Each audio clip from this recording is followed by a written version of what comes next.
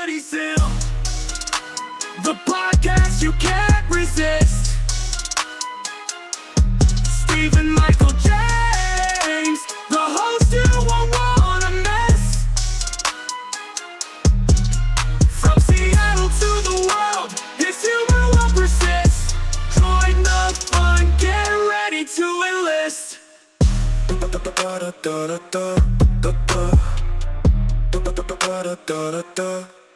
Spitting fire on Check. All right, you guys, there's a switch on your microphone. Go ahead and switch that on. Go ahead and give it a test there. Test. I hear Jake there. Jake.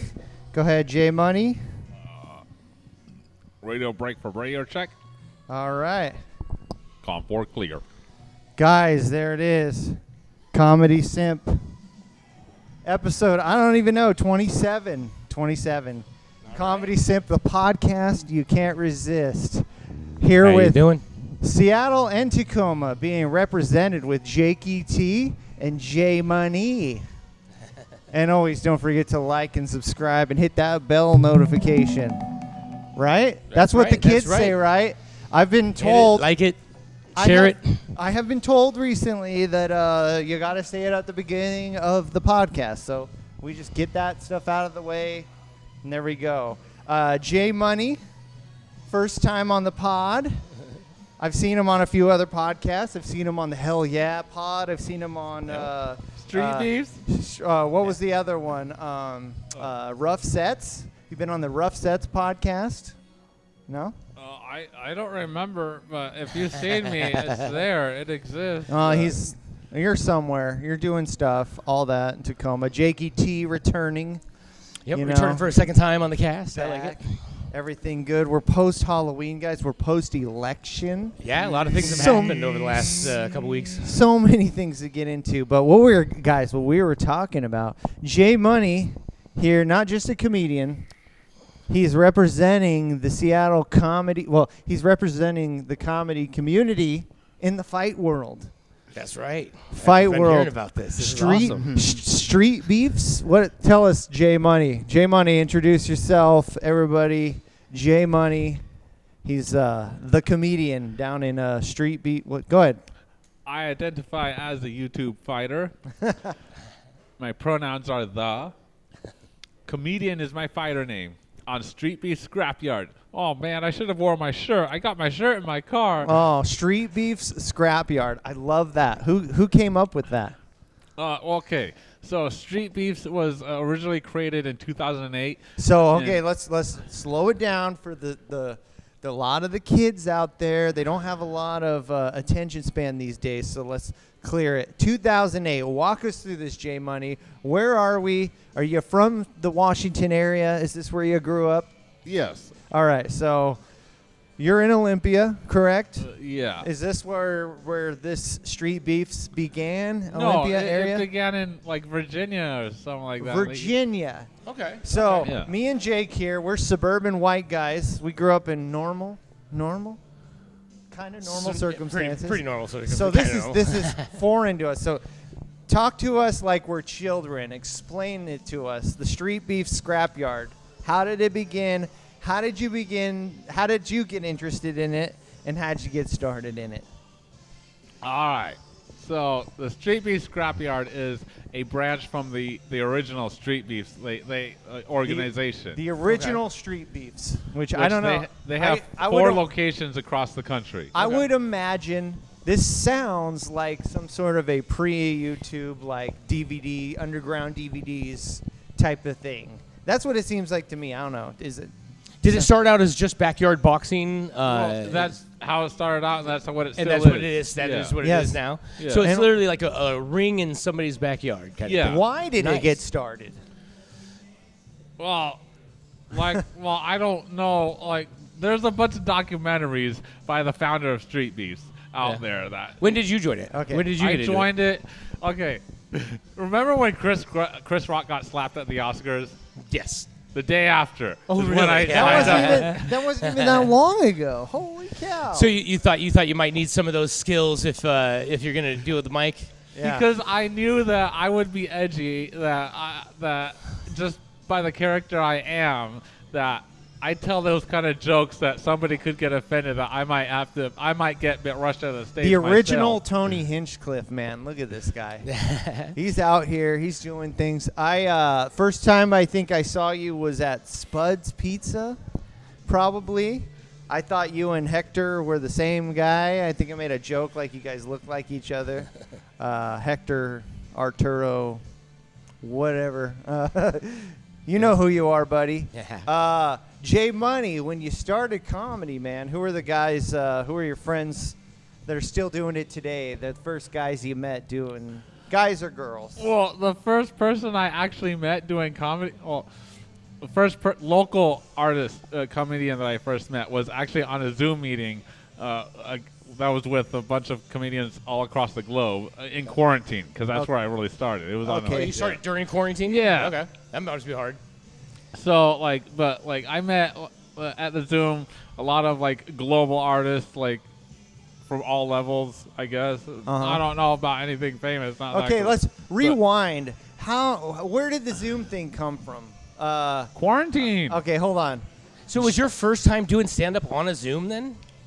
Open like a Zoom, mic. like your first open mic was on a Zoom? Yeah, but of course I That's remember my unique. first That's pretty open mic when we first started opening up from Yeah. quarantine. Yeah. Yeah, but your first time telling jokes to an audience was on a Zoom? Yeah. That's crazy. So let's rewind.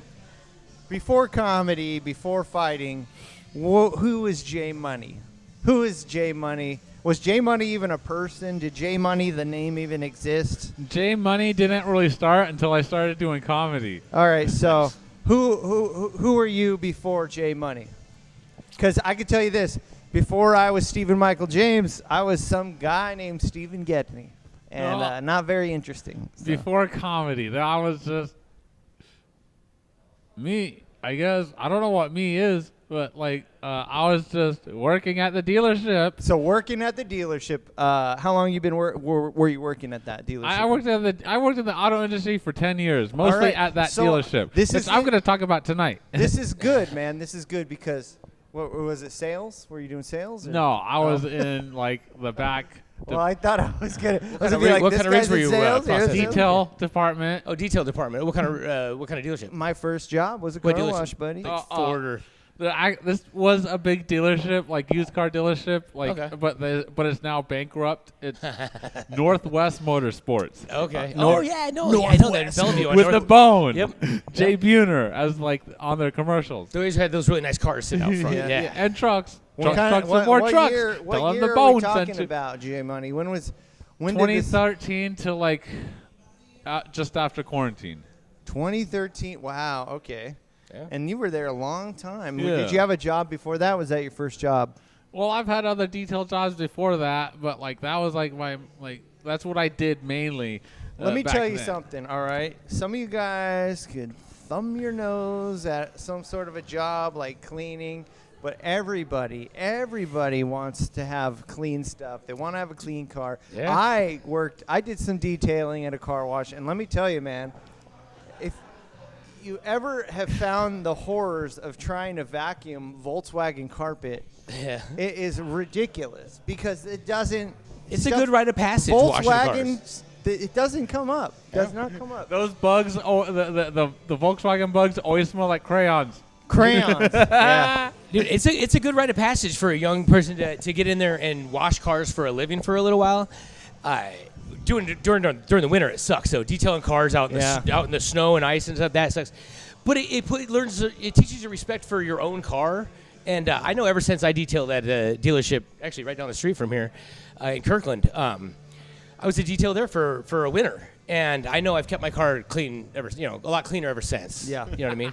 And I wiped the door jambs. The door jams. I learned to clean the door jams. Oh, Good. dude, You gotta clean the door jams. Yeah, I don't do it enough. I gotta clean my car now. car's a piece of shit right You learn. now, but I was quality control, so I was the one that looked over everybody's work. And Oh, yeah? got yelled at by everybody, even the people who fucked Except up. the customers. The customers probably loved you for making everything right. No, I got yelled by. no. I got yelled. But they don't see anything about. No rest for the wicked. They never see anything about what you did right. Yeah. They only see what you did oh, wrong. dude, yeah, I've been there. So in that time period, did you ever see any accidents happen with the vehicles? A lot. Yeah. Did you ever crash any vehicles? Were Oh, they of caused by course. you? Not like anything major, but No, like a couple taillights and whatnot. yeah, backing in, like not like paying full attention to like I backed into like other vehicles or whatnot. It's like Yeah. I backed one last night. Oh yeah. Yeah, wow. Well, at the comedy club. Shout out, man. Jackson's, Keeping it real for and because it was accidents. a black comedy club, I was scared that it was gonna be a black guy because I didn't know who it was. And you know how they can be like when you hit their car like. Well, it depends. It depends on. But who it they wasn't. are. If everything was all good with the accident, it was all Well, good. like I mean, you got I away. never talked to anybody. Well, I did talk to I talked to the club about it. Like, oh, look, I don't know. Like, if anyone makes a scene about it, like it was me. They don't have to trip. Like, here's my information. Nice. And Nice, so, nice. like, yeah, I later on thought about it. I was like, look, I worked 10 years in the auto industry. I can see that. I know how to take care of it. I can pop it out right now. I never talked to the guy. Yeah. Because, but still, it is what it is. Now my insurance is going to get screwed up. They're going to screw me up the ass. Yeah, car insurance is expensive, man. They're just like banks. I'm curious with the boxing thing. How many fights have you been in? What's your record? let's What's get your back to record right the now? Streetbeefs Scrapyard. We talked about so you did comedy and street beefs probably around the same time, kind of started at the same time, right? Well, no. Boxing I've actually done since I was 15. I first started when I was 15, back in the Tacoma boxing gym. So That's why it was so easy for me to just get up and do it. Nice. And what was your? I mean, before did you do sports and stuff when you were a kid? Did you do like My very I usually say my first sport, like, because it involves combat sports, was like in ninth. I did one season of wrestling in 9th grade. Hey, I was a wrestler. But like my true first sport was in 6th grade, track and field. Okay. Yeah. Track and field. And what was your? Did you have a specialty in? Because Well, I feel like you'd be like a good guy who throws the. What's the thing? You know, They the had me spin- do The javelin. No. They had me do the relay. You know the thing you hold on your shoulder and you spin around and just. The shot put. Yeah. They didn't have that. Like No? not in 6th grade anyway. Oh. It was more And just, shot put it's Australia. Yeah, they weren't going to give kids. Yeah. okay. Let's Rocks just say to it's throw at just each other. track. It was not field. Just track, not it's field. Yeah, just track. That's how poor our schools are getting. We don't have a track and field. Shot put was it? Go find some rocks and throw them. If you can get it across the river, we'll put you on the team. Like that's small town and athletics right there. I was gonna say Humptula, so I don't. It wanna is. let- It's no, Aberdeen. It's that's Aberdeen. not- I don't want to throw them under the bus. It's probably No, a nice place, man. It is a nice place. Humptula. Shout out Aberdeen. Oh too. yeah.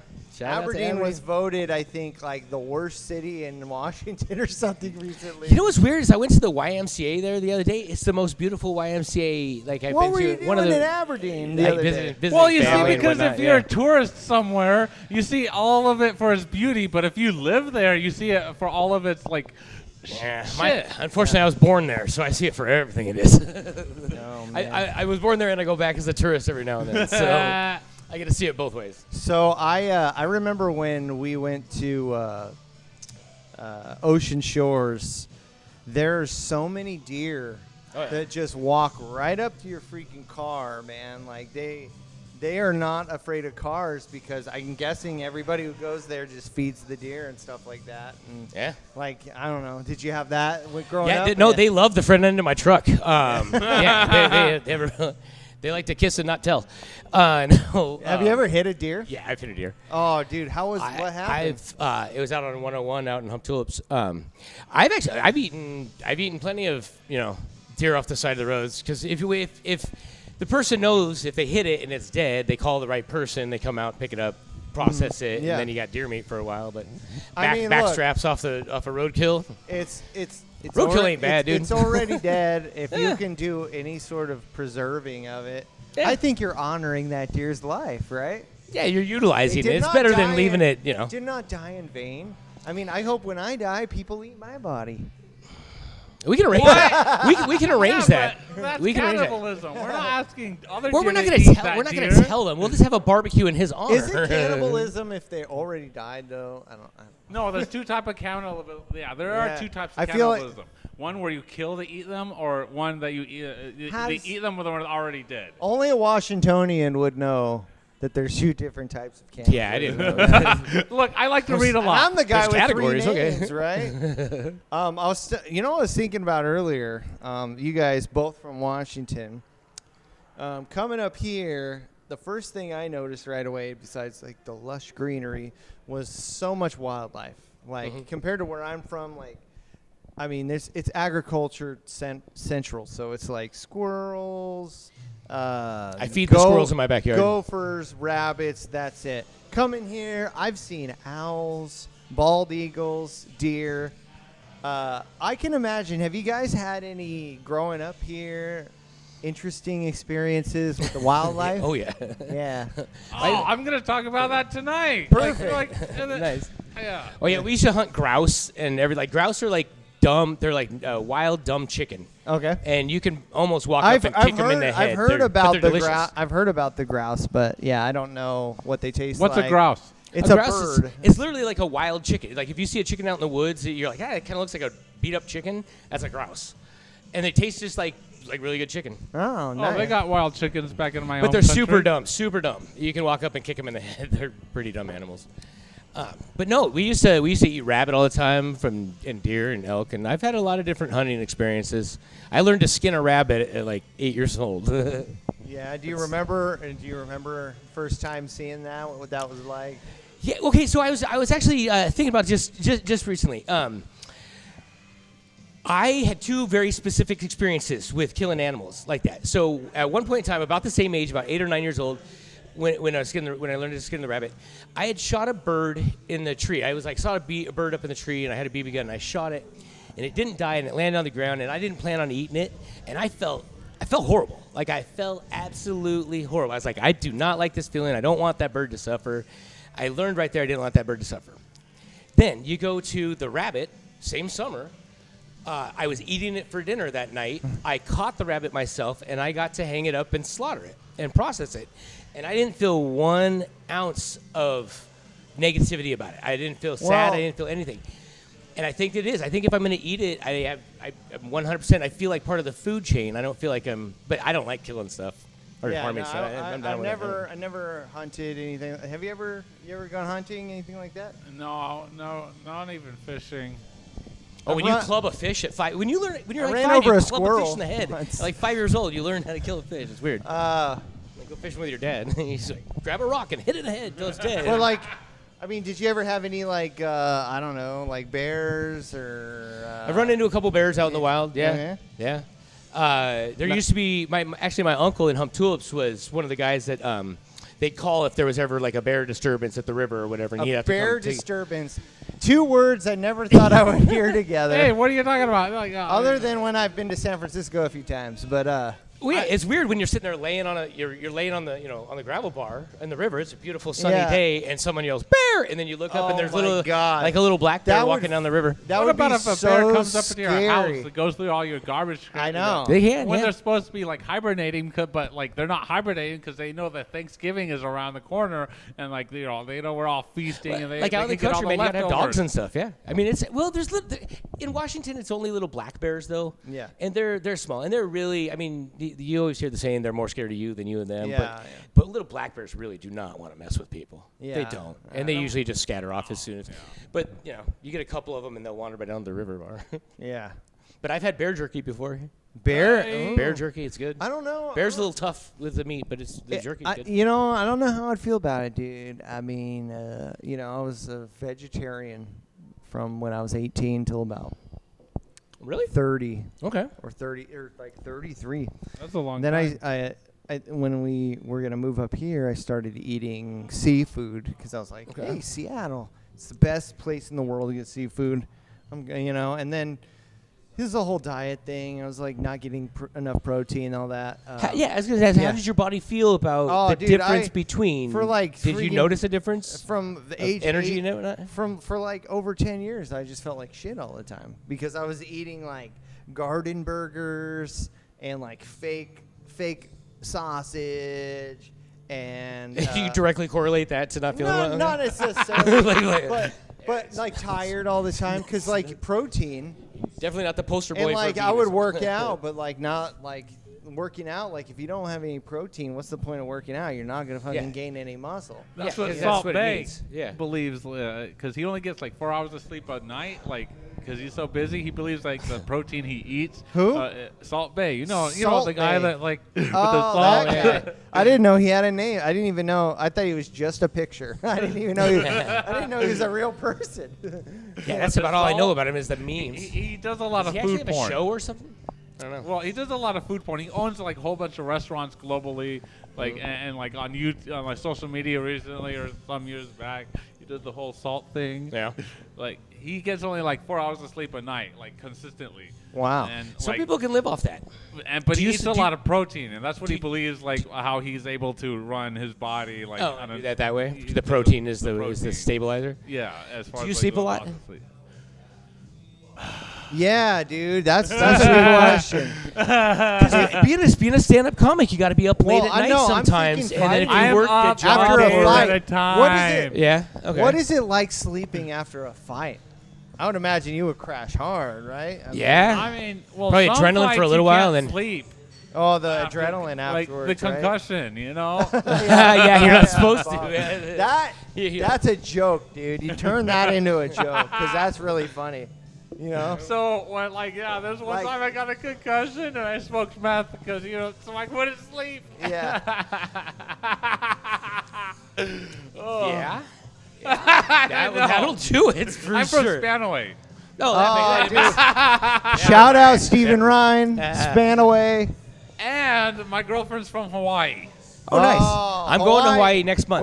Let's talk about it. I'm going to Hawaii to- JKT yeah. going A to lot of local visit smoke meth. Going to visit Danny Trevor Danny John, Trevor John, who's doing comedy over in Hawaii. So we're gonna do a Former- couple. We're gonna do a couple sets over there. Also, there's this guy. I don't know him very well, but he's going to be featuring here. Dante Barnett. He's a Yeah. comedian. You Yep. know him, Federal Way. I met Dante a couple times. He's in Hawaii right now. Oh, yeah? He's performing at some club there. I'll let you know where it is because maybe you and Danny can go check it out. Yeah, You I know, heard. I heard do some the island scene's not hopping. too big over there, but there is a couple clubs that do shows throughout the week. So I'm in one of the few of our On Facebook Oahu is where groups. we're going. Yeah. Well, I was just thinking about this, guys. We are actually in a very lucky area. We're in a lucky place because Tacoma, although not a major city, is a pretty big city. It's a pretty big hub. Olympia, No. not as big, but still, Little with the town. amount of places to do comedy and drive to in the same place. So where I lived in Sacramento, you can go downtown, you can go to Old Sacramento and do the club there, but you're 2.5 hours, 3 hours to San Francisco. You're 2 hours to Lake Tahoe. There's just not a lot of stuff Because all to the do. cities are far apart or something? Yeah, they're so far apart in Because California. California's so big. It's giant. It's giant. So, by the way, you were complaining, right, about the This guy was saying the Californians are coming up here to Seattle. What can you blame us, man? Can you blame us? Well, okay, here's what I said. I just, out of aggression, the fact that, traffic keeps getting worse, I'm like, all these Californians who keep moving up here, bringing with them their traffic, gas prices, and wildfires. Because, they never had wildfires True. until they started showing up, right? Yeah. That's Oh, the dude. joke. That's the punchline. You can't bring wildfires, but, They've been coming up here for years. So, were Californians moving to Maui or? I don't know. That was the if you're moving satellite. to Hawaii, you've got to be there homeless. Not a or good rich. joke. Not a good The joke. tax paradise, man.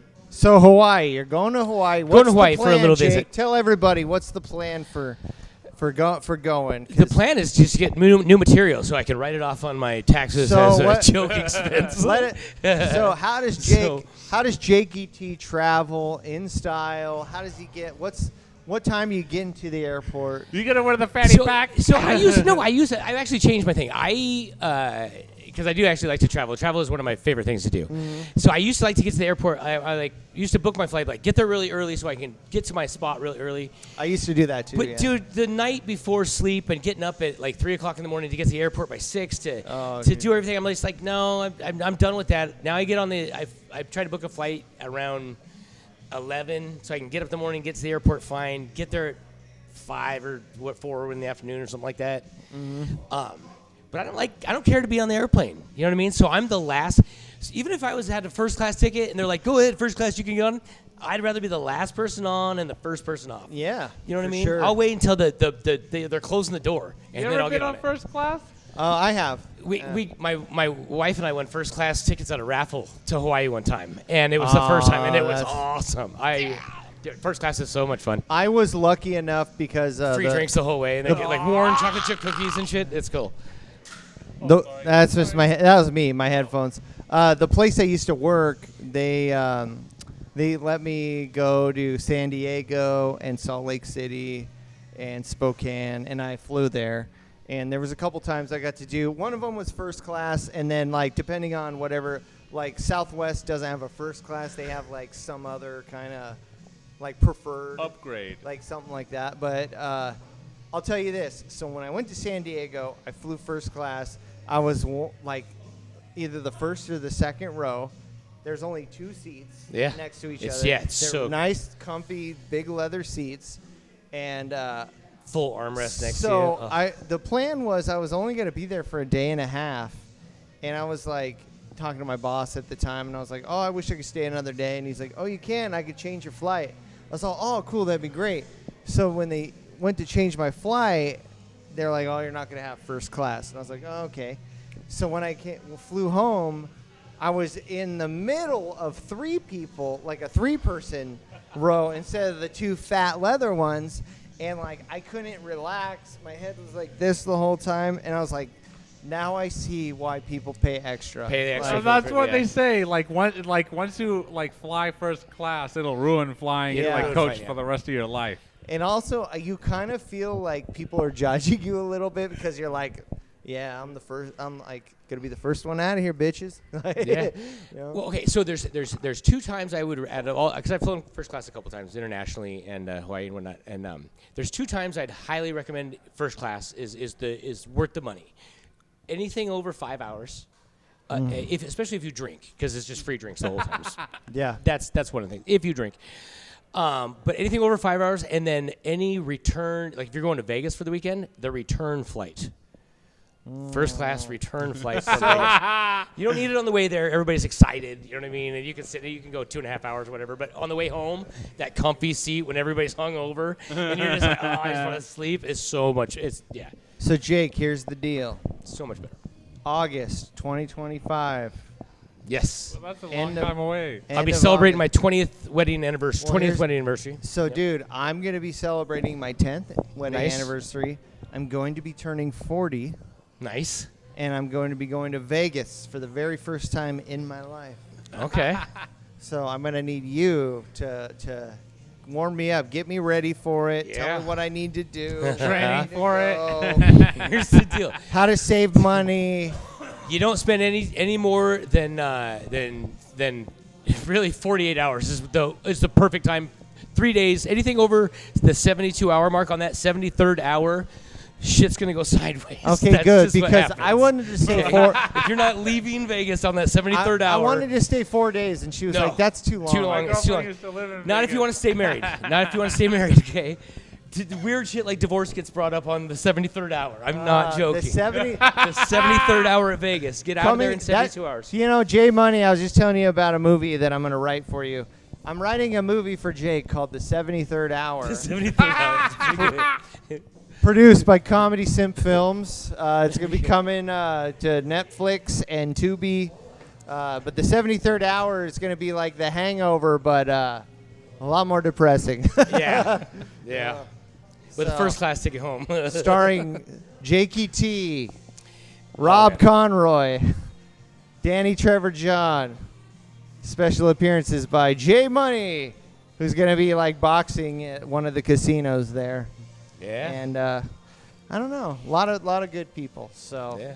yeah, I'm ready. I'm excited for that. But yeah, all right. So tell us about the whole thing, though. What we're doing, Hawaii. Where are you flying to? Where are you staying? Well, that's okay. So it turned out we're gonna go stay at Danny's house. Where does Danny live? Danny lives what on island? Danny lives on Oahu. Oahu. Yeah, in the cool residential part of Oahu. So we're gonna go stay with him for a little while, and then it was funny because I was planning to stay with him And I was coming back, and I'm going by myself without my wife and kids. And my wife was like, she's like, well, I want to go do a family trip to Hawaii too. So the day I was supposed to come back, she wants to go to Hawaii. So instead of me coming back, I'm going to stay at Danny's house for the week. And then she's coming, and I'm going to say we're going to go to another island and do a family vacation for another week. So I'll have, like, all the other, like, 18 days in Hawaii. Jeez, man. You're going to come back so right tan. before Christmas. We're going to So come back on tan. the 23rd, so it'll be like, wow. We're going to basically have Christmas in Hawaii. Oh, man. I think it's going to be like Fear and Loathing in Hawaii. Right? Yeah. J The Money, palm trees ever look been good to all Hawaii, decorated. J Money? Yeah, I've been there twice in like the summertime. All right. And Oh, what wait, was that? once in January, once in summer. All right. And what would you prefer? They What's the decorate better time Christmas to pretty go? good in Hawaii. All the palm trees and everything. Yeah. What's the best time to go? Oh, well, yeah, I'd say the summer. Summer? No, summer. The winter. So that you're gone from all this like depressing cold and snow and rain, and you're experiencing some sort of like the beach and all the waves and all that. Yep. Yeah. Well, I mean, that's every day. They only got like 2 seasons in Hawaii. Yeah. Fly south for the winter, basically, yeah. Yeah. well, I think it was about 2 years ago. I was in San Diego, and it was just really surreal because sunny, cold, but it was sunny, and just seeing all these Christmas decorations out. But still, you're in California, you know, sunny California with all the surfboards and stuff like that. So, guys, all three of us, 3 comedians, seasoned comedians, were performers at this year's 2024 Comedy Voice Competition. Yeah, that was down pretty at cool for Tacoma Comedy Club. Comedy Club, yeah. Let's go through That it was, one by one.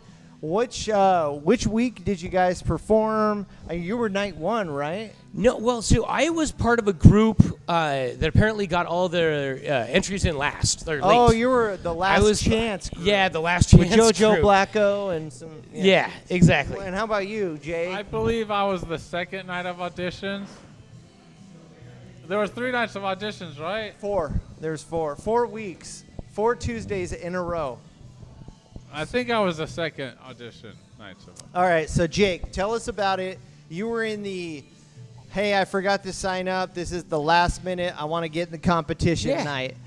Walk us through the whole thing. How did it go? Who was there?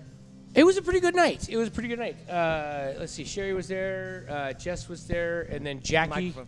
Jess was there. Jess Everett. Jess Everett. Sherry. Richie Armani. And Richie wasn't there. Jackie was subbing for him that Okay. night. And for my night too. So, yeah. Okay. And I had met Jackie when she was doing the Seattle International Comedy Competition. I don't know. A couple years ago. Who's Jackie? Jackie, she's a real funny comic. I forgot her last yeah. name, but she's a real funny comic. She was one of the judges. Jackie, if you guys don't know who, Shout out. send me a DM. Let me know. Comment below. Who's Jackie? I would like to know. Jacqueline Onassis? I don't know. I don't know. She's a good comic, though. But no, I think my set went good. I think I was like the... What material did? Well, I don't want to give you away all your material, but did you do your stuff that was tried and true, or did you try some new stuff? I definitely tried some tried and true stuff. And the one thing I remembered about the Tacoma Comedy Club, and just like a lot of clubs that any comedian knows, it's very bright on the stage. You cannot see the people in the front couple just rows. the other night, It's very, very bright on that stage. So as long as you remember that and you're ready to perform to a light, and I was, and I thought it went pretty well.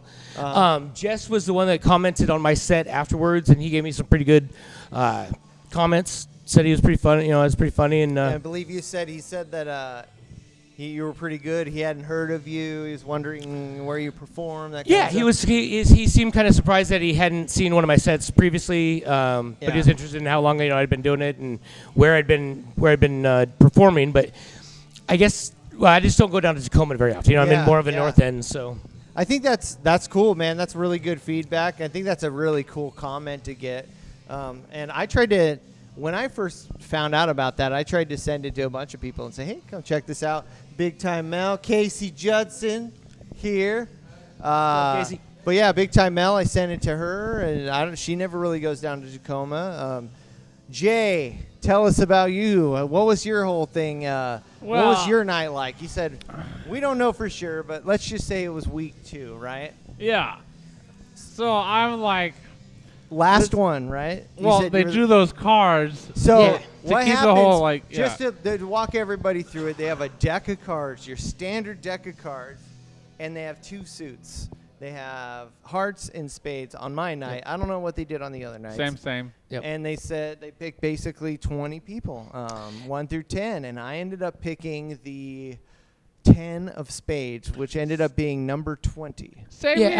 I think Look at they, that, man. they laid out all the cards. I think they did that so they didn't use names of the comedians. Yeah, so they Yeah. could keep it as a They- blind audition. as blind as possible, although the judges are looking at you. As soon as you walk right past them, they know who you are. Yeah, right? so I think it worked a little bit, but But in my night, I don't Not know about enough, you guys, but in yeah. my night, they had like a file, like they were holding like a folder in front of their face, like as you walked up. yeah, I've heard they've tried a couple different Yeah. things over the years. They've tried different things. So Jay, and then also Jake, do you guys remember like the people that got picked on your night? Yeah, people who are not even as funny as me. Yeah. I think JoJo got picked, No, Jojo didn't. or make no. Who didn't? Oh no! I don't remember the names because I'm really bad at names. I But know now, you now are. that you're saying that, I can kind of picture him up on stage. I know you An are. older gentleman. it. Was Jay Marks on your night? I think Jay Marks. I think Jay Marks might have been. Gavin, I think. What's his name? The guy with the poofy hair that looks like Carrot Top in the pocket. No, Gavin was Yeah. on my night. The guy that looks like the Carrot Top. Like with the Carrot Top hair. Yeah, I He can worked picture at him all this standing other on stage, comedy but- club. Yeah, Sick no, stuff. he was on my night. Gavin performed on my night, week 4. Are you confusing maybe an open mic? I think I'm confusing something. When with you do someone's- 2 to 5 nights a week, Yeah. you can confuse mics really easy. Well, so Wait, Jay, what club was that at? you know, me and Jake over here, we're up here in Seattle, we're in Everett, we're in Bothell, but you are Olympia boy. Well, I'm But- from Spanaway. Yeah, I know Spanaway, some, Spanaway, like, but I you live in Olympia But you now. perform at Tacoma Comedy Club a lot, right? Yeah. I mean, how many times? Let's just, if you had to guess off the top of your head, how many times you performed at that club? Since 2020, as much as often yeah? as I can get. Where, like where else? almost Do you, every where month. else do you go? Do you go to any other clubs in like Olympia or Aberdeen? Do you ever head? Well, Olympia. Well, the thing is, like last I checked, like Olympia doesn't really have very much selections of open mic at all. Yeah. Well, there's We talked about it with Corey. Corey was here a couple weeks ago, and Corey's tried to get a mic started in Olympia, but it was just pretty. yeah, there's Yeah. a couple little ones in like Tumwater and in I don't know of Lacey. any at least at all anymore. Like no comedy open, but I do one that's on Fridays.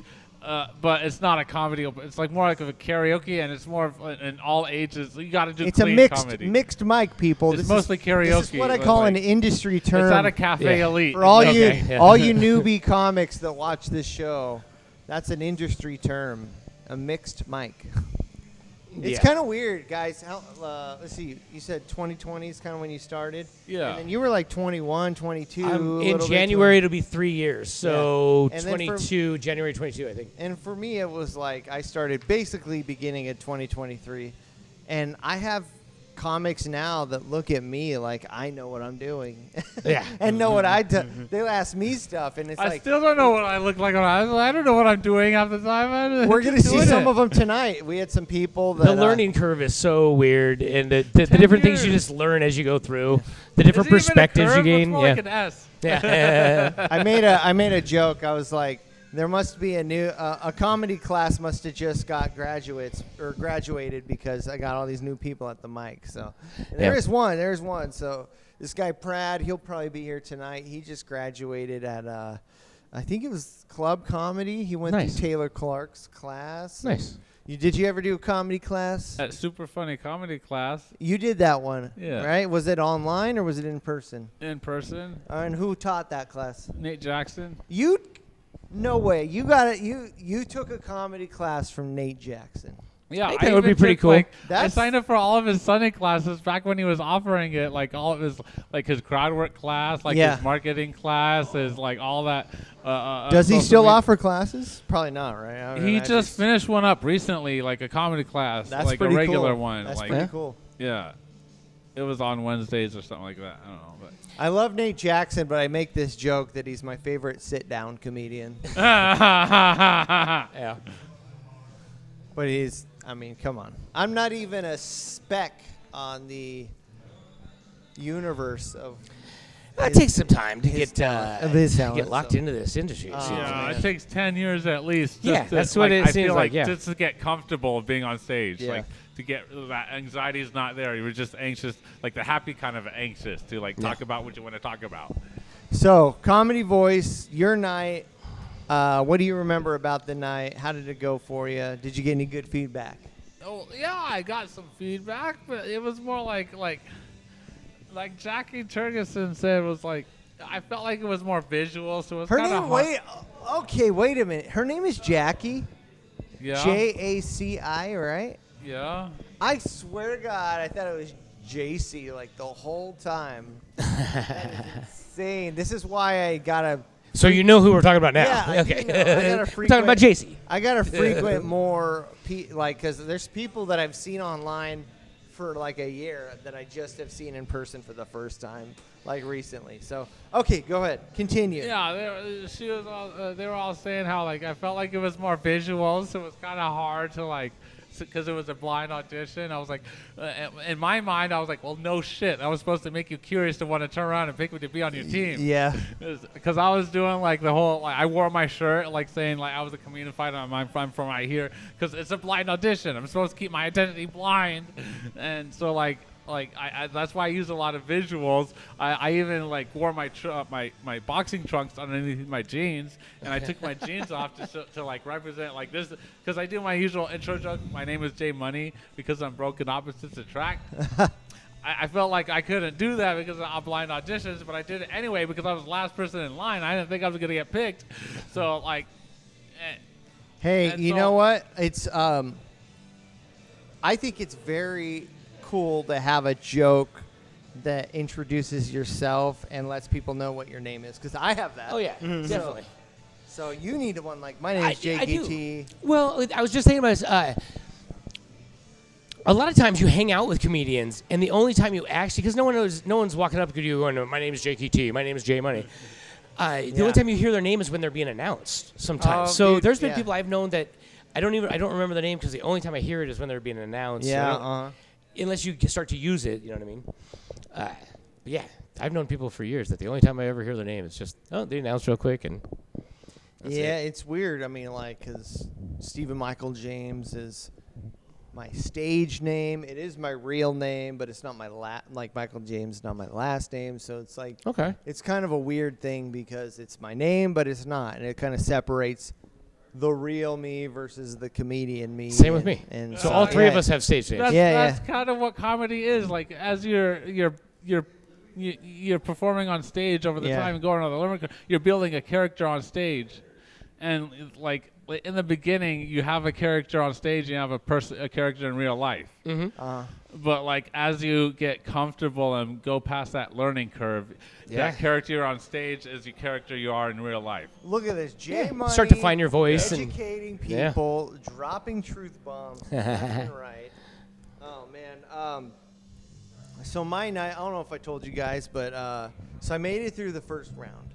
You know, it was week 4, number 20. It's 20. 10 of spades. Had some really good people. I actually drove down there with Ish. Oh, yeah. Ish Tiak, my boy. IQ. We drove together, and Big Time Mel was there, and a lot of good Tacoma comics were there. So I think Bree Real and who else? Oh, dude, Brendan Meeks, that guy, hilarious. He was there. A lot of good people. So I was the last one, and How was that going last? What do you think about that? it was tough. It was, how they did it sucked, because if you were the first one, right? Yeah. It's like they're like, wasn't that great? We're just gonna pass. There's no The like first no- person in any comedy competition never gets picked. That's There's- usually what they say yeah, in comedy. Okay. There's no going back to it. The first person at my night was James Fitz, and he's funny, but at the same time, he's not like super high energy. So it takes a few people to warm the crowd up. Or no, that wasn't the first night. That was the second night. But Yeah, either- he got picked my first night. Yeah, there you go. Yeah, for sure. So what number could you go if you could choose your lineup on a competition like this? Oh, I'd be there's like- 10 You people wanna be in going. the Right in middle. the middle. You are in there, right in for the middle? About So- 4 or 5. I did my set, had a pretty good set, had some laughs, and just luckily for me, Sherry said, "Hey, I have 2 spots left. Welcome to my team." And then it turned out what they did was instead of picking people that night, they all saved like 1 spot so they can go back and pick somebody that they overlooked the first time over the past 4 weeks. So Sherry's team, they picked Chandler, Noble Hatch, and then I don't know who the other. He failed on my first night. What the hell happened? Did you go back and retry even after you failed the first time? Listen, comedy competitions are not necessarily based on technical skills. You know, there's a lot of people, personality things, and you know, I have heard, and I just put this out there for any amateur comedian that listens to my show because they want to know how to be big and get to the big time. Listen up. Where was I going with this? It's a lot of No. It's you don't get no. No, You said something. I'm talking about second tries at a comedy competition. Like I don't know how he failed on my when I first. He was the first person. No, this is what I was gonna say. This is very important to anybody out there that wants to be in comedy. If you think that being funny is the number one thing in comedy, you're wrong. God damn it! That's not what I wanted to hear. But go ahead. No. Okay, let's say this. Being funny is the number one thing in comedy. That's our However, performing comedy, the number one thing is being a likable person. Yeah. Because nobody is going to book you if you're an asshole. Yeah. If you go out there and you make a whole crowd of people laugh, That's and then you what- get off stage and you're cocky and you say, "Yep, I'm the man," and that's it. Nobody wants to be around that no matter how funny you are. Doesn't matter. So you got to be a cool person, and it helps to be like friendly. And I think one of the hard things, and one of the things I noticed about people that do comedy is a lot of people who do it are people that are not necessarily outgoing people, not necessarily extroverts. You know, people that might have a lot of time playing video games and reading books, and kind of shy people. And There's sometimes a lot more shy people in comedy than I thought there would be. And sometimes honestly. it's being on stage is what makes them come out of their shell. Yeah. But other than that, most of the time they're inside of themselves. And so it's hard for a lot of these comedians to understand, oh, why doesn't they want to book me and this and that. You have to learn how to be around people. You have to learn how to be friendly with people. yeah, it's social networking. And it's not, I'm not saying you need to be fake and be an asshole or be like suck up to people, but it's just like if you're socially awkward, you got to learn to not be socially awkward, because there is going to be the time on stage that you have as a comedian is this amount, and then you're going to have all this other time off stage as a comedian. And if you want to be a professional, you're going to have to do these other things that come along with it, like staying podcasts. staying after the show, and, not just supporting everyone else, Yeah. but staying after, hanging out Yeah. outside, Yeah. talking about the next open mics and all that. I'm tired. And I haven't because slept in 3 days. ultimately, you know, like a lot of people, when they really love comedy, they want to like meet the comedian, and you could be that person one day that people want to meet, and then they'll have that impression of you forever. So think about that, like every interaction that you're gonna have with somebody. Yeah, meet and greets after the show and all that. Yeah. as a professional, you got to practice that as an amateur. Even as Yeah. an amateur, like Well, I just your met, personal connections Yeah. is really important in life, and learning that if you're going to do comedy as a business, it's personal connections is a big part of it, for sure. So, Comedy Voice went through the first week. Second week was a little tougher. 6-minute sets instead of 3 minutes. I thought I had a really great set, but here's the problem. Timing, and this is another thing I'm going to give to people, because I don't know anything about comedy, but I feel like I know everything about comedy, so I'm just going to say it. Yeah. Timing is everything, right? Yeah. So on the second night, The first person that went up was James Fitz. James is a really funny guy, just kind of low energy. Even when he hosts a mic, he's just like kind of low energy. And then after that, second person was Crispin Melkor, been on the show, good guy. Not necessarily the most high energy. And then it was me. And I had a pretty good set. I had some good laughs. But You're a higher energy guy. I feel like I made it easier for everybody else the rest of the night. I feel like I warmed everybody up. Yeah. I feel like I loosened them up. And then everybody after me had some great sets. Jen Cooper, great set. Yeah. Brendan Meeks had a great set. Like, just these people just like had real. Jess Anderson ended up going through to the next round. She's on my team. Like we said earlier, it takes 40% effort and 60% luck. So, Yeah. timing is, and I'm not whatever. The competition, I don't feel like it was Rigged or no, anything? No. It's like, it's not something that I was living and dying by a thread, hanging by a thread, whatever. Like, it's just, I wanted to go there. I wanted to show up, wanted to do my stuff. And I thought I had good sets. I had some good videos. I had some good people that I got to perform for. And it's just another step in the grind, man. So both of you really. So when you're choosing what your set's going to be for a competition, do you try to go more clean, or do you just do your normal material? What is your criteria when you're setting up a competition? For me, knowing that the initial first rounds is like always going to be like 3 minutes. It's not as easy to like do 3 minutes when you used to like 4, 5, 6, 7. Like, you got to cram your, like, all that, like, when you're a storyteller like me, you got stories, like, you can't tell you that whole story. It's one story. You got to make it, you got to make your 3 minutes like a sneak preview, like a trailer, like, of what you have. So, like, it wasn't my normal material, or really, but it, like, I talked about, like, when I went up, like, I have stories, like, one where I saw last time, or I, lost in a fight after making a joke on Facebook and all. But that's one story. I couldn't fit that story, but I talked a bit about that story and other stories of other opponents I fought. Like, I fought a 67-year-old guy, and he was more challenging than my younger guys. He would neither quit nor die. Oh, yeah. Things like that. That is insane. And then I make that story, the whole act about, like, the one about the joke, I make it brief. Okay, so you kind of take the punchline and as short of the setup as you can and fit it in there. Okay. So, like, I made it really brief as, like, a sneak preview. And then, like, I was planning on hopefully making that my whole act the next round, but I never got picked. Gotcha. I think if there's any comedian that's suitable for merch, it's this guy right here. Yeah. J Money. I mean, it's such a great name. The Comedian as a great nickname.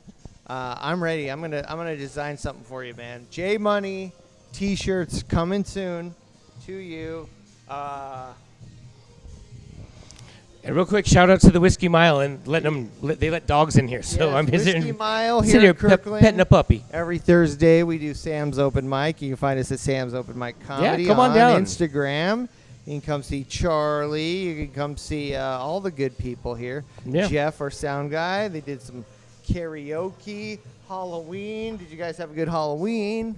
Yeah, dude, we passed out lots of candy.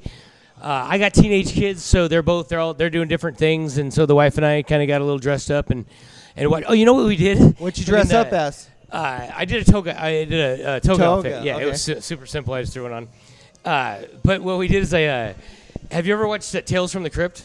Oh, Do you remember dude, that show? I just talked about this recently. It's an old ass show. Dude, it's one of my favorite shows as a kid. It went from like 86 to 94. It had 8 seasons, and we watched that. We watched that. We binged that. I love that guy.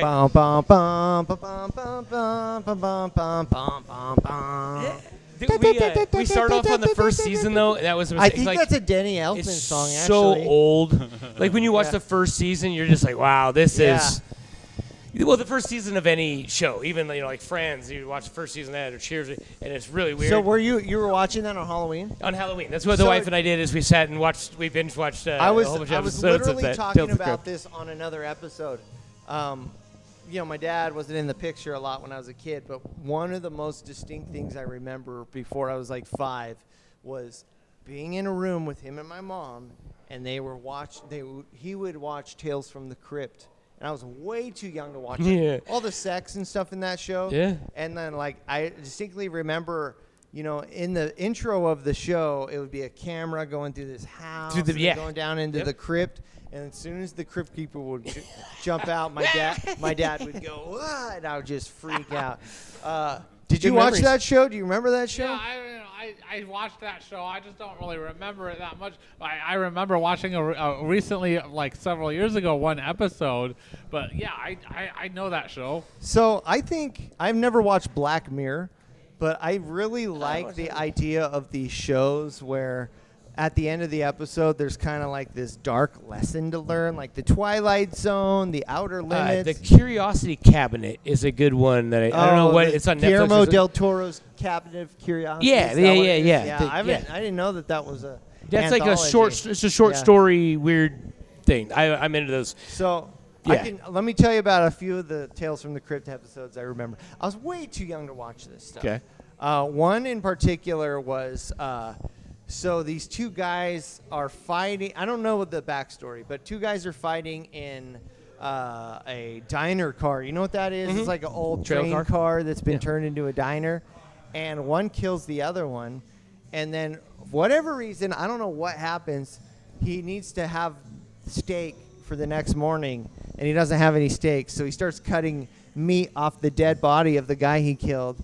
And the people are like, "This is amazing," and they love it. And then, like, and he keeps cutting all the meat off of this guy's body, and everyone's, like, coming back, and he's like, "Shit, I'm out of meat." So then he has to keep killing people to feed it. Yeah. So that was one episode. I don't even know. I think what happened to him in that, because every episode, the bad person gets some comeuppance. So, yeah. You know? The karma comes back, yeah. I remember another episode where this guy was in love with this woman, and things didn't really work out with them. And then he ended up having the second wife, but she was just super crazy, super obsessed. And so what he wanted to do was he was going to poison her, and so he could be with this other woman, right? And he had 2 drinks, and he put the poison in one, and he marked it with like a fingerprint or something. And so what happens is at the end of the episode, he dies, and he's in heaven. He's in heaven because she switched the glasses, and because she's like, "I love you so much, I didn't want you to drink out of a dirty glass." And so he drank the poison on accident, and then she was so distraught by his death, she threw herself out the window of a 4-story building or whatever. And so they're stuck.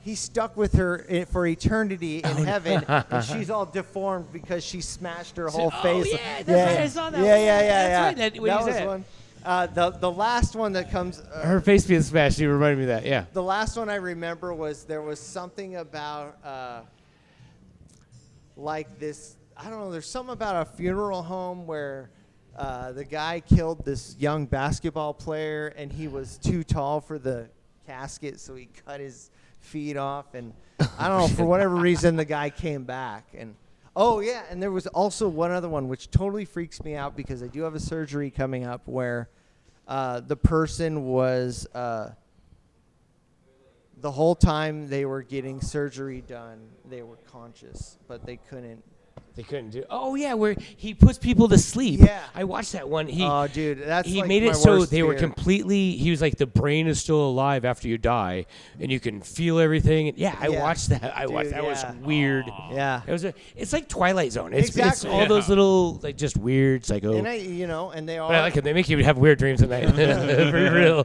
For real. lessons. They make you learn some Eat an good edible. lessons. Eat an edible. Watch a couple of those, and then Yeah, the get one some I good remember REM. was like a rich man. He's an old rich man, and he fancies some younger, finer-looking woman, but like he doesn't believe that she has the hots for him. So he takes plastic surgery to look young again, and he spends all of his wealth to look young again.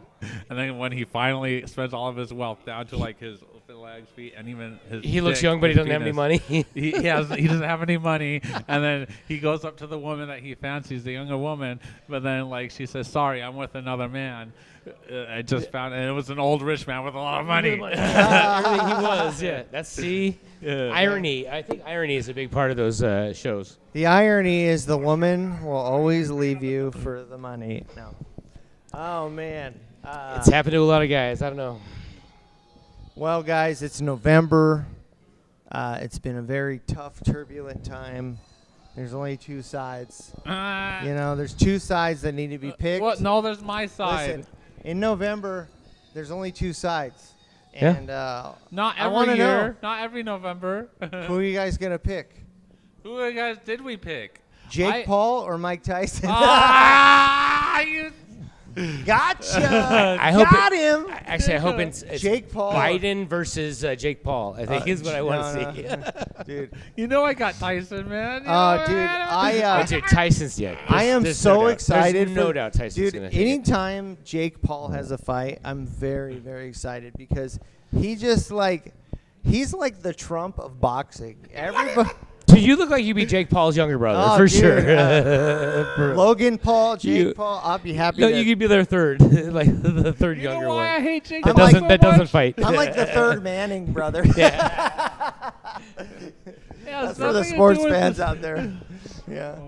Oh Jesus. Yeah. No, I don't know, man. It's weird because did you guys watch the fight with Roy Jones Jr. and Mike Tyson Yeah. a few years ago? That was so disappointing to me. I was like, and there's this rumor going around that they said that no punching in the head and stuff like that. But I mean, like a lot of these big fights, the Logan Paul. Mayweather fight was not good. The Mayweather Pacquiao fight was not good.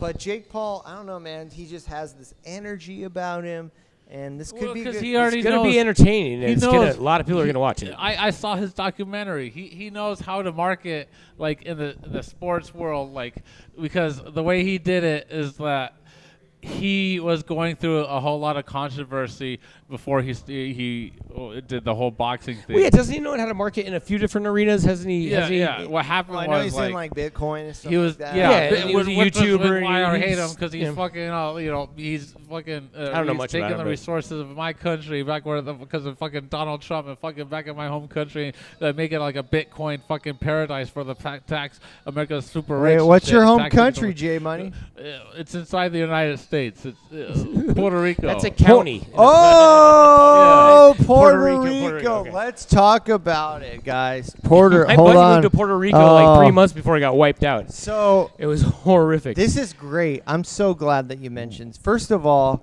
here at the Comedy Simp podcast, we love the people of Puerto Rico. Yeah. We're big fans. I'm a big fan of the music. A lot of great musicians came out of Puerto Rico. I loved Omar Rodriguez Lopez from the Mars Volta and at the Drive-In.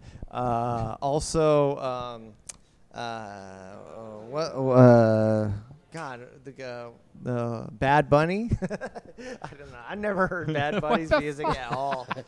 I've never heard, but Puerto Rico. I could tell you wrestlers. There was this pro wrestler named Savio Vega back when I was a kid. He represented Puerto Rico.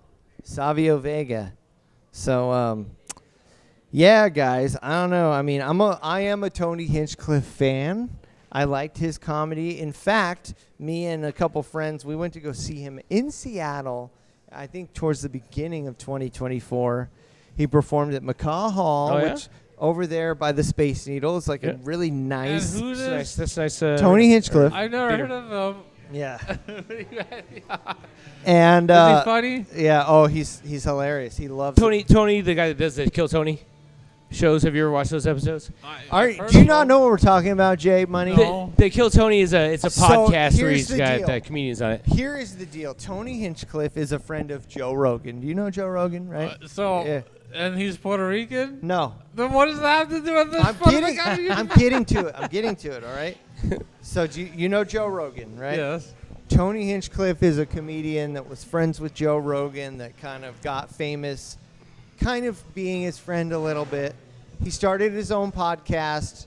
the podcast is called Kill Tony. What they do on that podcast is they have comedians, amateur comedians like us, go up and they do comedy, but for 1 minute.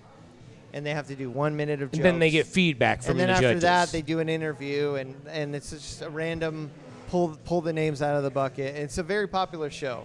But it's I believe it's literally right next to the mothership.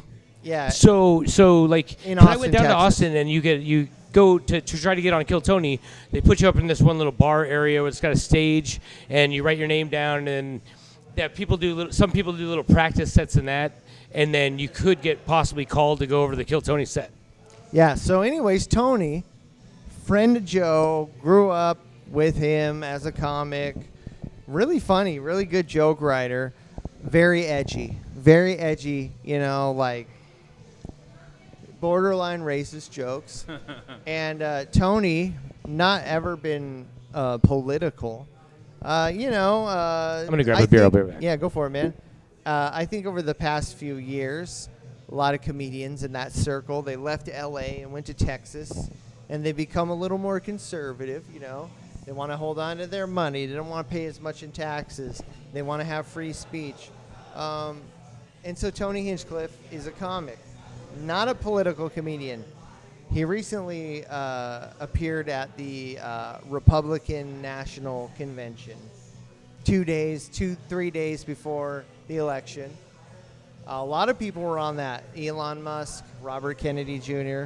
So Tony Hinchcliffe came on, and he did comedy. He told jokes. These are jokes that I heard him tell in Seattle. So when I saw him in Seattle, I saw him with this whole theater, 1,000 people or whatever. They lock up your phones. When you go into this place, I don't know, did you go to any shows in Austin where they lock your phones up? Yeah, I actually I was excited to go to one show at the mothership. So I saw Ronell Dollins. Yeah. Donnell Rollins. I said it, yeah, my dyslexia. You almost got it. Yeah. So I was telling Jay here. But yeah, they lock it up in like and they keep it. Behind you. Oh, thank you. They lock up your phone in a bag, and then and I think you don't keep it with you. I think they keep it there, and you get it back at the end of the show. Is what it was. So, Tony, I saw Tony, and in Seattle, they locked up the phones. Big theater full of people, and he told a lot of jokes. A lot of the same jokes that he told on this Republican National Convention, he told in Seattle. In Seattle, one of the most liberal cities in the world, and people were dying laughing. They loved the jokes. They thought they were funny. And I know there were people there that had no idea who Tony was because, long story, I waited in line. I missed David Lucas because I was trying to get something to drink. They didn't have water. But I can distinctly remember conversations people were having, and they were like, oh, who's the opener and this and that. And there was a lot of, people there that were just there because it was a comedy show. They didn't know who Tony was. Yeah. Maybe a friend recommended him. He even said, oh, I could tell there's a lot of women in the crowd with a lot of boyfriends who listen to podcasts. That was one of his jokes. So, Tony, at the Republican National Convention, 2-3 days before the election, he told some jokes. Keep in mind, this is 10 in the morning. This is in a Madison Square Garden, an arena. There's chaos going around. People are walking up and down the stairs. There's old people, Yeah. And he tells these jokes. And one of the jokes, which I think is a hilarious joke, you might like it, but this is the first joke he says. He says, yeah, so have you guys heard about this giant island of garbage that's floating around in the ocean? Yeah. It's called Puerto Rico. And Man, so, that's, yeah. and even during when I saw him in Seattle, he's like, Joe Rogan was like, dude, you're gonna get stabbed over that one, he made a joke by the women, and after he told that joke, people people who didn't even know who Tony was just like, Republicans are racist and this and that. Yep. And like that wasn't even the most racist thing that he said. There's that many national headlines for a day. Oh, it was a few days. He's And I kinda, did not hear about this. yeah, and he's Puerto Rican, people. He's Puerto Rican. After that tornado hit Puerto Rico, man, it did look like just. I mean, that's kind of what it looked like for a minute. it was bad. But, there's a lot of politics involved in the whole, like, behind it. But yeah. So they were trying to make this whole thing about like the Puerto Ricans and the Latino But vote. that was and- outdated information. Yeah. Like it's recovered since. So like to say that now Yeah, is they've kind rebuilt. of offensive. Yeah. Yeah. Like to say it then was probably be more like. It would have been more timely. Like joking, Yeah. timing's everything, right? So yeah, no, but some of the other jokes, man. He had some other jokes that he said. I love Halloween. The other night I was carving watermelons with my black friend or something like that. And the other, Carving watermelons. and then with he my said, black you friend. know, They kept on eating them though. We the couldn't last get- joke I remember, which I think was funny, but say what you will. I mean, some people are like, you can't joke about race at all. But he's like, you know, we're fighting. I don't know why we're putting all this money into these wars that have been going on for thousands of years, Israel and Palestine. I think there's only one way to solve this: rock, paper, scissors. He's like, you know, Palestine's always going to throw rock, you know. And then he said, and you know, the Jews, they have a hard time throwing that paper. You know?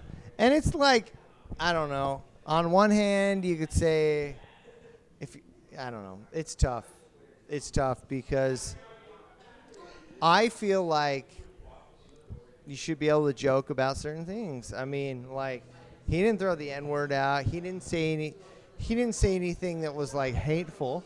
No, You know, those aren't mean jokes. there's It's this just, they might joke not of- be great jokes, I mean, but they're there's- not mean jokes. Yeah, I mean, there's literally always jokes for the end of time about Jewish people with money, and Yeah. then I mean, sure, the Big Palestine, noses. the Palestine thing, yeah, might be a little, I don't know, but either way, he was in the wrong venue because I heard him tell all those jokes in Seattle, liberal central, and people were dying laughing. It's just the wrong place at the wrong time. But you guys heard it first. Jay Money, Puerto Rican. He supports Tony Hinchcliffe. He supports the art of comedy. If you ever go down to Austin, Texas, though, that's one of the things you got to do. You got to try and You get got to on hit Kill the Dirty Tony. Six and check out the I mics. guess I don't And see myself in Texas unless I'm like famous and road You know, touring nationally, Anthony but yeah, Schumann?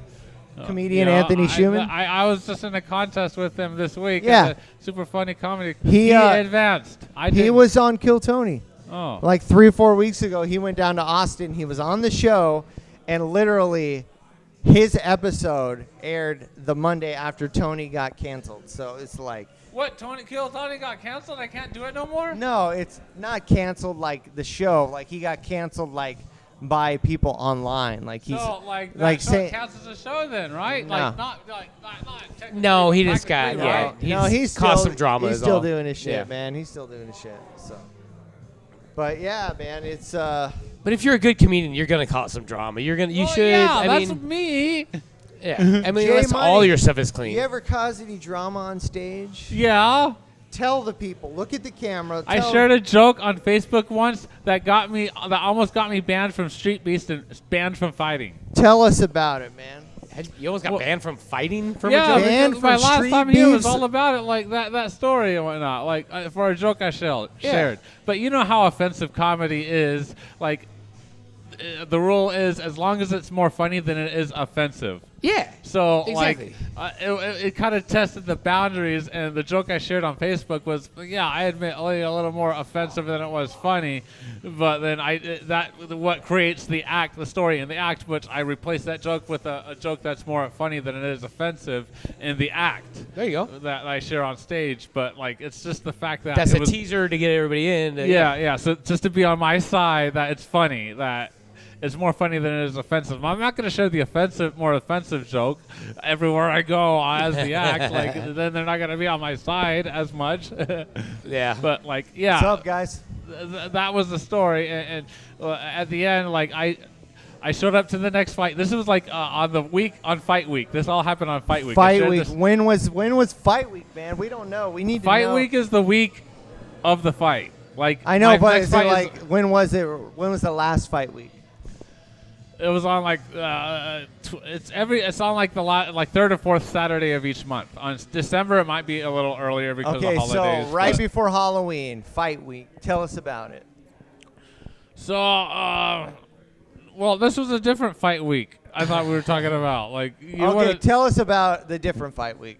About the one where I shared the joke. Yes. It was like on a Monday or a Tuesday I shared the joke. On Wednesday I pulled it back and I deleted the joke, and I go to the open mic where they cheered me on, saying it was a funny joke, all comedians and whatnot, because they all defended me online. But online, it was all the fighters who are from the fighting community that got offended. Oh. Fighters, It was a Juneteenth joke. But Juneteenth, huh? which was more offensive, but I changed it with more funny joke, which is a Black Jesus joke. Well, let me tell you, man. On the same caliber of like top offensive toxic. If you're offending people in Tacoma, it must have been pretty rough. But yeah, and so like I go to my next fights where my opponent. Well, I say that my opponent was like, you don't talk about my Jesus like that. That's not what really happened. But like, I go there, aim to rematch one of my opponents, who was the one who tagged Scarface, who was the head founder of Streetbeefs in West Virginia. And like they were just, and he was talking about banning me or not because of that joke. Okay, so tell me real quick how to get involved if I want to go try out one of these or if I want to go watch one of them. Scrapyard. You gotta go on their Facebook group, Streetbeefs Scrapyard Facebook group. Okay. Anyone can join. You just gotta answer the questions, the 3 questions. Okay. And then once you're in, you go to the events section of the Facebook group, where they will post the events for each month. Each month they have a fight event, which is like on like the last Saturday of each month. Okay. And typically, what area is it in? It's November 23rd is the next fight event. November 23rd. Okay. You sign up by using your fighter name. You can use any nickname or name yourself. Your weight, your height, your experience, your record, all that sort of stuff. They have a whole like directions on how you can follow how you do this. So it'll make it easier for you. What's Jay Money? I would like to check it out. I think Jay Money. What's your current record right now? But hold up, no spectators are allowed. Oh, so you can't just go to one. If you show up, you have to box? Yeah, if you want to come watch the fights, you got to sign up to fight. Oh, okay. Yeah, that's how it works. You are allowed. I think I can do that one. I think I can do that. You are allowed to manager, bring one person with you. That's it. That one person is somebody like, to drive you home in case you get knocked out. Or your corner, but you can find your corner there at the fight. So but that one person you bring with you can be a spectator. That's the only loophole through the whole no spectator thing. All right. But I'd be down to try it out. I'm not a fighter. I'm not a fighter at all. I've never been in a fight. But yeah, no training. I understand. I just want to do a the level fight. 0. Yeah, go I'd be from level 0 to 5. I go in there. Yeah. 5 is like a title holder in Street How many Beef. times am I knock those headphones over? Let me tell you guys something. I am gonna make Jay Money the best fight promos you've ever seen. You just wait. Streetbeefs Scrapyard. Get ready. Stephen Michael James is gonna use his whole full fury of design skills to make a video showcasing this guy here. Have you ever had any serious injuries doing any fights? Or not serious, but like, what was your worst I've had a concussion, from that fight week in which I told a joke. I shared the joke. And like it was like we're 30 seconds into my fight, I got the concussion. The first round, I got that concussion. So and like that's how it wraps up like my whole act to be like probably one of my best acts out of my worst losses at Streetbeefs. Because I make it a revenge story pretty much. About, like I share the joke, everyone gets offended, but like all the comedians are still cheering me on. Like I feel victorious and whatnot. So I'm getting wins all across the story, and then in the end I get a loss, get it with the concussion and whatnot. A classic revenge story. I think you should put on a comedians event where comedians box each other. Yeah. Would you like to see Seattle comedians go at it? At Mason each other? A was trying to get me in that. No way, man. No way. I think anyone can sign up to fight. There's I no think if you're a comedian though, and you're boxing, you have to tell a joke as you're put. You have to like make fun of it. Like it's like we could do what do you call it when you're roasted? It could be a roast boxing match. That'd be great. Hey, let's do something really fun here. Let's just pretend we can pick any 2 comedians to box, who would they be? In Seattle, Tacoma, who do you want to see fight? I want to see Rachel Shaw take on Nick Cody. Oh my God. Okay, I think that's a perfect matchup. Jesus. What was that one? Who? I want to see Nate Jackson and DK Metcalf. He's not a comedian. Well, he made jokes. Nate Jackson made gay jokes about DK Metcalf, and DK Metcalf heard about it, and like it got back to Nate Jackson through one of his family members and said they have to fight to the death. Well, I tell you what, guys, I would love to see a fight between Jay Marks and Adam Tiller. I think they're evenly matched. We have. Those are both pretty physically fit guys. It's like good versus evil. We have the prep versus the stoner. We have the long hair hippie. Yeah. We have the German versus the Jew. No, you could bill it a couple different ways. You know, Jay is. I don't know. I think Jay's got it. Sorry, Adam. I mean, Adam looks like he's athletic. Like he can lift weights and. But and wrestle. Jay's got those pinball moves, man. He's got the forearms. And he could just. Bam! And just knock you out. And he's a massage therapist, so he can he's got the grip too. He can just pinch you in the worst Spock spot. you. He'll like spock you. Yeah, the spot. And then what is that? The Vulcan death grip? The Vulcan death grip, and Yeah. then a pinball slap to the no. face, and you're down, dude. Yeah. I do not. The moral of the story is, people, do not pick a fight with J Marks. How long have we been doing this? 80 minutes. Wow. Hour and 20 minutes. Just three guys with ADHD. Do you guys think you have ADHD? Well, here's the thing Yeah, I gotta say about probably. the whole thing about being on the spectrum. Maybe it's possible that we're all on the spectrum, just like being gay. We're all a little gay. We're all a little like on the spectrum. Like Speak for yourself, buddy. but you know, well then you're higher because you're in denial. Yeah.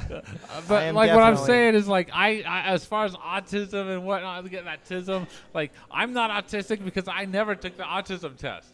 If you take the autism test, that makes you autistic. Oh, dude, not even that. My daughter took that test, or she didn't take it. We took it for her, but it's like you got to pay. First, you got to get on a waiting list and wait years to talk to a psychologist, pay a shitload of money just to fill out a form so they could be like, yep, you're autistic. But I don't know anyone who took the test that wasn't autistic. Yeah. No. I don't think so. I probably got some mental things going on, Well, but I'm yeah, not gonna get diagnosed. Fuck all that, exactly. dude. I don't want labels on me. I don't want to be grouped up with a bunch of other guys. I self-medicate properly, so I think the real comedians, the ones that don't quit, the ones that keep doing it year after year, they all got something.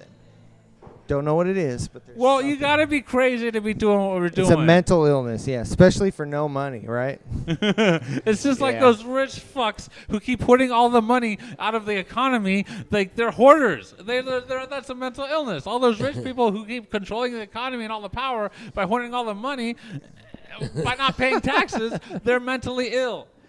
They're drugged up with power or something like that. Shit like that. That's right. What time? God, I'd love to be drunk. It's 8:40.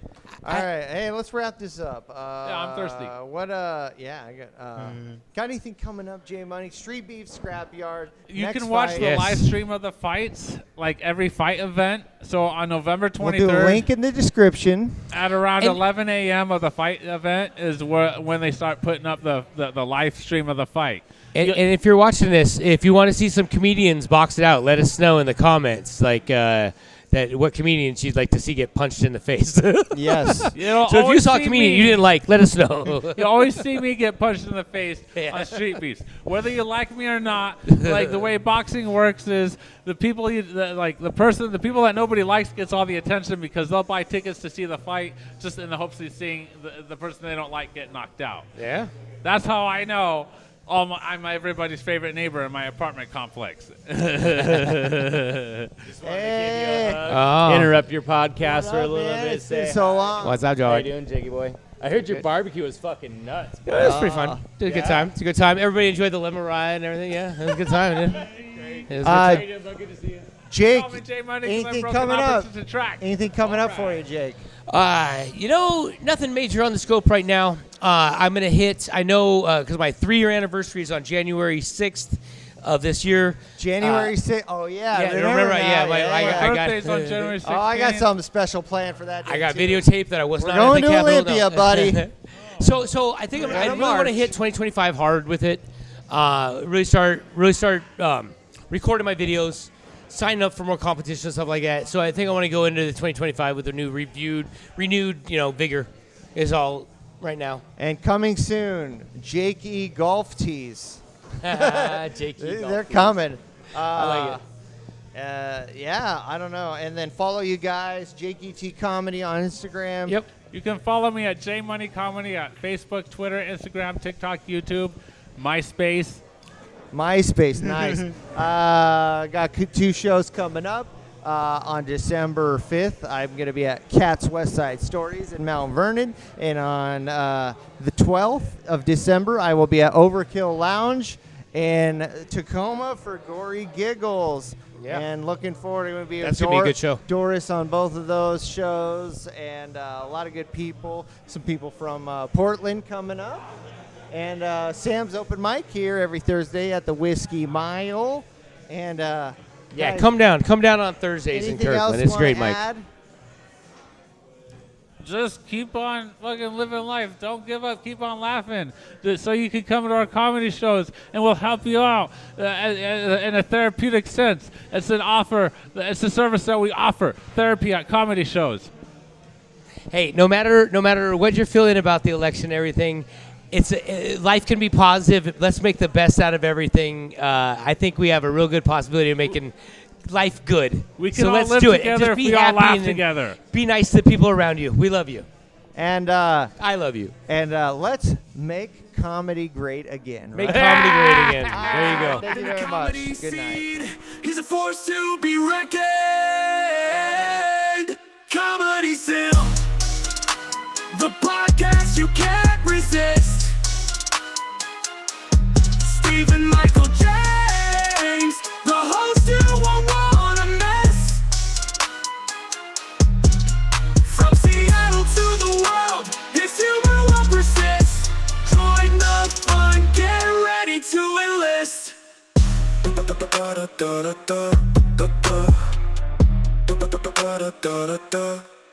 Spitting fire.